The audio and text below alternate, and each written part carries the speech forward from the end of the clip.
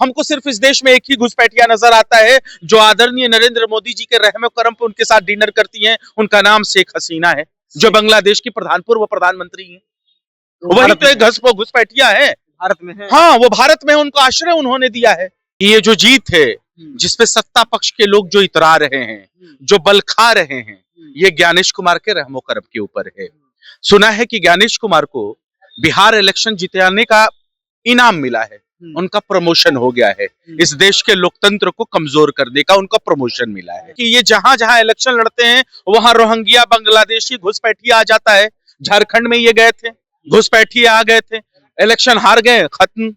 बिहार का इलेक्शन आया, रोहिंग्या बांग्लादेशी पाकिस्तानी घुसपैठिए आए, उसके बाद इलेक्शन खत्म हो गया, घुसपैठिए खत्म। कि बिहार की जनता ने जनादेश नहीं दिया। बिहार की जनता पलायन और के मुद्दों पे बात करना चाहती थी, बेरोजगारी और शिक्षा पे बात करना चाहती थी, बिहार से रोजगार चाहती थी, सृजन चाहती थी, तवे से रोटी को पलटना चाहती थी, जलने से बचाना चाहती थी। और किसी को भी ये ख्याल नहीं था, ये गुमान नहीं था कि इस तरीके का जनादेश आएगा। तो ये स्पष्ट है कि जनादेश की चोरी नहीं, डकैती हुई। चुनाव परिणाम आने के बाद विपक्ष लगातार ये सवाल उठा रहे थे कि जो चुनाव हुए हैं उसमें धांधली हुई है, लेकिन अब मामला कुछ और तुल पकड़ लिया है। एनडीए के पूर्व विधायक जो इस बार चुनाव हार गए, वो बड़ा आरोप लगा दिए हैं और केस भी हाई कोर्ट में दर्ज करवा दिए हैं कि भाई देखिए धांधली तो हुआ है। अब एनडीए के ही विधायक लोग मान रहे हैं कि विधानसभा चुनाव में धांधली हो गया है। 4 विधायक को नोटिस एफआईआर किया है, जबकि 2 विधायक को नोटिस भी चला गया है। बातचीत करने के लिए आरजू जी हैं। आरजू जी, लगातार हारने के बाद आप लोग कह रहे थे कि धांधली हुई है, क्या अब जो एनडीए के विधायक जो हार गए इस बार, वो पूर्व विधायक हो गए, वो आरोप लगा रहे थे? अपने 2 तरीके का सवाल किया है कि आप लोग हारने के बाद, मैं कहता हूं कि हम हारे जरूर हैं, हमारा हौसला नहीं हारा है, हमारा यकीन नहीं हारा है, और हम ये भी मानते हैं कि ये जो जीत है, जिसपे सत्ता पक्ष के लोग जो इतरा रहे हैं, जो बल खा रहे हैं, ये ज्ञानेश कुमार के रहमो करम के ऊपर है। सुना है कि ज्ञानेश कुमार को बिहार इलेक्शन जिताने का इनाम मिला है, उनका प्रमोशन हो गया है। इस देश के लोकतंत्र को कमजोर करने का उनका प्रमोशन मिला है। पहला सवाल। और होता क्या है ना कि परसेप्शन गढ़ने हैं, झूठ गढ़ना है, और चोरी को इतनी सफाई से करनी है कि अपने एक आदमी को भी संलिप्त कर लेना है। और यही है कि एनडीए का जो आपने कहा कि एक विधायक भी है अनिल कुमार, ये वही चीजें हैं। ये खेल को आप समझिए कि ये तो समझ में आ रहा है कि बिहार की जनता ने जनादेश नहीं दिया।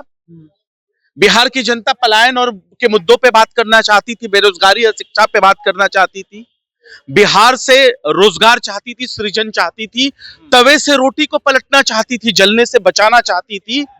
और किसी को भी ये ख्याल नहीं था, ये गुमान नहीं था कि इस तरीके का जनादेश आएगा। तो ये स्पष्ट है कि जनादेश की चोरी नहीं, डकैती हुई इलेक्शन कमिश्नर की तरफ से। लेकिन जो चरित्र जो लिखा गया है, वो देखिए कि एक आदमी को उसमें एनडीए का भी शरीक कर दिया गया कि आप कम से कम ये कह दें, या वो लोग ये कहें कि हमारे भी तो एक आदमी हैं जो असंतुष्ट हैं। ये अपनी चोरी को बचाने के लिए, अपने ऊपर जो उनके ऊपर जो इल्जाम लगे हैं, जो उनके चेहरे पे जो नकाब है, उस नकाब को उठे ना, उसको बचाने के लिए इन्होंने ऐसा किया है। यही है सच्चाई। यही है सच्चाई कि इस देश में सीबीआई हो, ईडी हो, इलेक्शन कमीशन हो, जितनी प्रशासनिक सेवाएं हैं, संवैधानिक सेवाएं हैं, स्वायत्त संस्थाएं हैं, उन सब पर भारतीय जनता पार्टी का कब्जा हो गया। लोकतंत्र के साथ ये छलावा कर रहे हैं। क्या लग रहा है जिस तरह से टिकारी वाले अनिल कुमार केस किए हैं, ये पूरा साजिश रचा जा रहा है? मैं कहता हूं कि उस केस का दुर्गामी परिणाम क्या आएगा, सवाल ये होना चाहिए।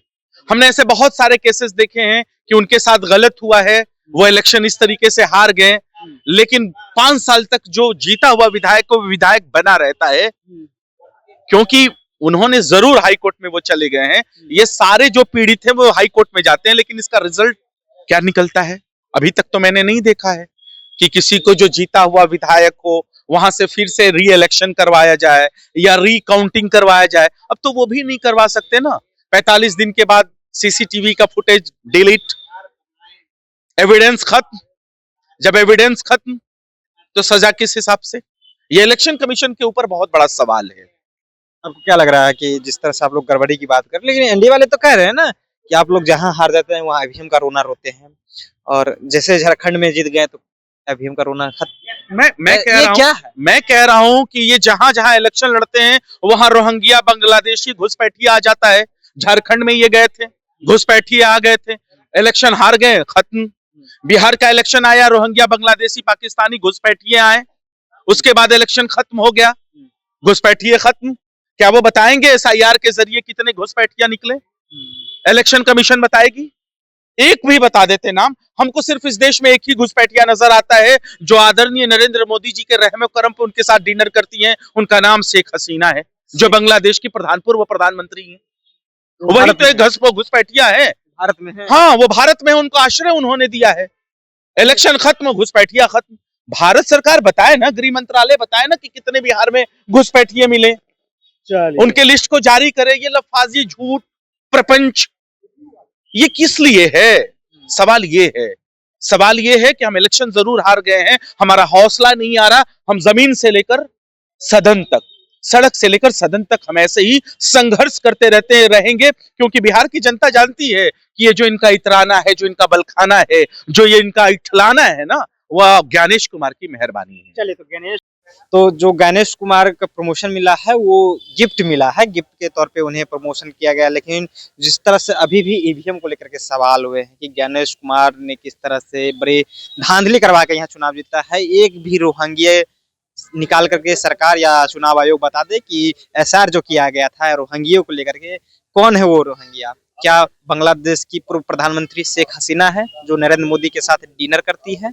उनका भी नाम बता दे। देखिए, तमाम तरह के आरोप जो है वो लगाए जा रहे हैं। फिलहाल आपकी क्या प्रतिक्रिया है? अपनी प्रतिक्रिया नीचे कमेंट बॉक्स में रखिएगा। आप देख रहे थे जनता जंक्शन। बहुत बहुत धन्यवाद।